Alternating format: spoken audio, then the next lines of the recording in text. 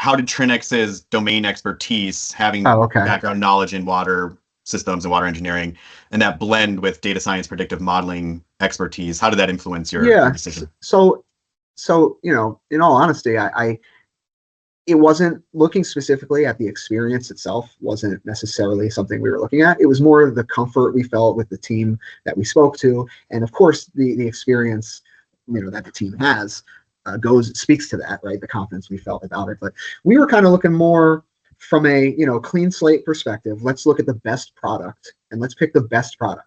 And I think the experience that the team has obviously goes towards presenting the best product. And I don't want it to be unsaid that one thing that was maybe not a surprise, but something out of the ordinary. We deal with a lot of softwares. We have a lot of different softwares, and it's very common, even when everything's working properly, after like an implementation phase, the attention to your account maybe drops a level. But the entire time we've used Trinnex, I felt like we were always on this implementation cycle. The care, attentiveness, response time from Jamie and Katie and the whole team was like no software we have worked with before. I'll say me personally that I've worked with before or during. We actually have been blown away by how much care we get in our account, even after the implementation and getting up and running, which again probably speaks to the experience as well. Yeah, that's incredible to hear. Thank you so much, Chris, for sharing your perspective on that. And it's a huge testament to the great work that Jamie and his team do. And you mentioned Katie, our data science lead. So we do pride ourselves on everything that you just mentioned. So thank you very much for sharing your thoughts on that. Let's talk a little bit more about that implementation and the level of collaboration that you felt. And we're just speaking to a little bit. If you could sum it up, how was your experience working with the Trinnex team during onboarding? Yeah, I mean, similar to what I just said, just felt totally taken care of. A lot of communication, constant check-ins, and really feel like we're in it together, right? When we have an urgent deadline and I reach out to Jamie, it feels urgent to him as well. I don't feel this rush to dump certain processes on us. It's like, well, we'll help you where we can and where you want to, learn to do it yourself. I couldn't speak higher of either the onboarding or the experience after that. I think, it's just been great. That's incredible. Yeah, thank you, Chris. Jamie, would love to bring you in. How does that, align to our philosophy here from your perspective on how we treat each customer and just customer success overall? Well, that's the essence of our philosophy. I mean, we're not just delivering software. We're sharing that burden. And this one is such a complex one. It's such a heavy load for the utilities out there that I think it's needed. There's so much that's been thrown on them.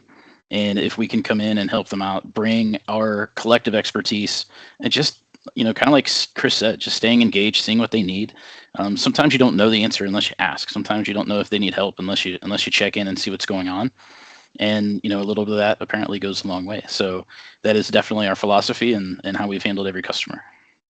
So talking in terms of impact and results, are there any measurable improvements that you've seen since adopting leadCAST in terms of ROI via process or time improvements? How would you try and quantify that?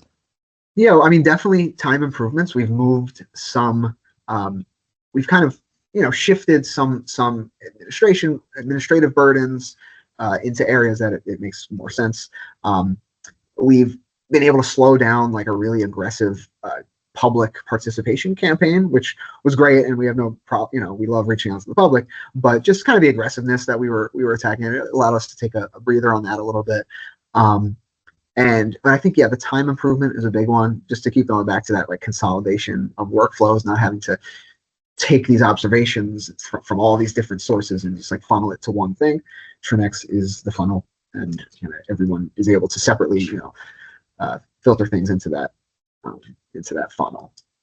Yeah, that's great. We talked a little bit about predictive modeling earlier on. Are there any measurable improvements that you gained from that side of the tool? Well, yeah. So we had targeted dig up areas that were based on just, our knowledge or where we thought, and running that predictive model, getting kind of our own verification, or feeling like we were kind of supported by not only our own thoughts about where we might find lead or galvanized, but also a tool that kind of backs up what we thought to begin with.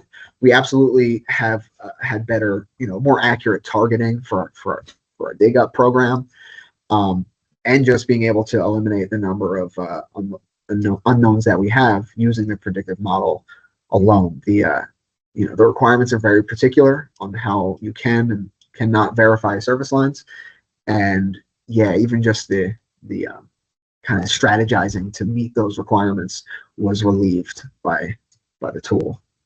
That's great. Thanks for sharing.